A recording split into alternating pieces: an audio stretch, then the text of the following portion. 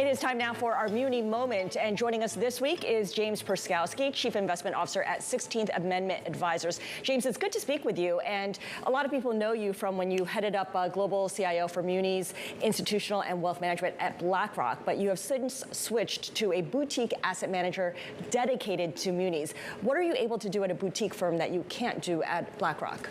Right, I think the opportunity set was knocking on the door in terms of the market's fragmentation, the flexibility afforded to do a lot more things in the market that a smaller shop affords. It was important for me to look around the street and see the skilled labor shortage or the transition that's going on Wall Street, top talent moving to smaller shops or startups on their own, and I saw that at 16 Rock Asset Management. Highly skilled talent, a willingness to extract the alpha as opposed to the beta out of the market. And we're set up to do great things. When it comes to, I guess, the idea of having sort of the backing of BlackRock, when we talk about municipals, we know that sometimes the 800-pound gorillas have a certain leverage when it go into some of these states and municipalities. Do you, being at a boutique, does that give you maybe a little bit more of an advantage in that you can be a little bit more nimble than maybe some of the larger competitors out there? Sure. I mean, you separate the opportunity set between alpha and beta. Yeah. And, sometimes the opportunities are hard to scale when you have a lot of assets. I do think your exact point, which is you could be more nimble. Yeah. We are a big counterparty to the street. We have 30 years on average of history in the market and relationships.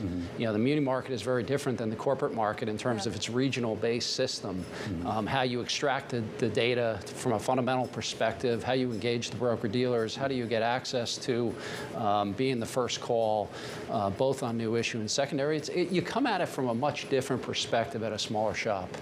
So one of the themes that has been discussed on Muni Moment is there's a lot of money that needs to be reinvested at a time when issuance is very low, at least for the next couple of months. I'm curious, as you talk about the ability to extract value, the due diligence, the ability to take advantage of a fragmented market, what deals are you not buying? What are you looking at and saying, you know what, no thanks? Right. So, I think we're at a peak rating cycle.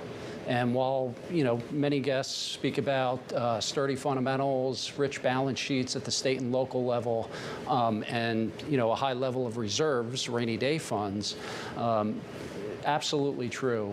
The trajectory of change, the rate of change is deteriorating. The out-year gaps are growing, and consequently the downstream impact on certain credits and sectors.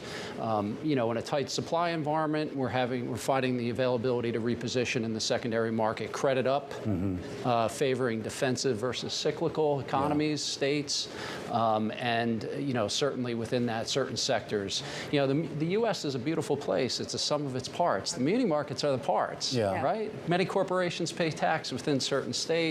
Many states revolve around drilling or the farming industry, and we're able to reposition around those themes. The money that is sort of trying to, I guess, allocate around those themes here, we know a lot of this comes directly from public investors here. We've also seen a big move by some of the private equity, private capital firms, I should say, into this space here. How does that sort of create a strata when it comes to competing for these deals? Right. So, I'd say one thing. I mean, the market's $4 trillion. I mean, it's about a third of the size of the corporate bond market. Often overlooked on a global perspective because people know it as a tax-exempt market, lower in yield, afforded mostly to the buyer base of high net worth individuals or corporations that pay more tax. Higher the rate, the more you get to keep.